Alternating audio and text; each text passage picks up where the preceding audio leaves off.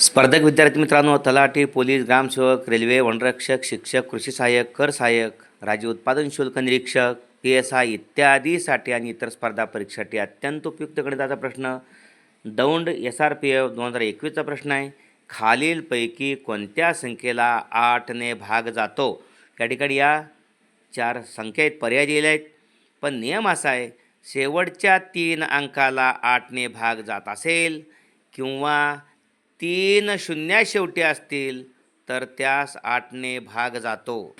म्हणजे शेवटी 3 शून्य असतील तर या ठिकाणी 44, 50 आणि 2 शून्य, शेवटी 3 शून्य आहेत, 8ने भाग जातोच.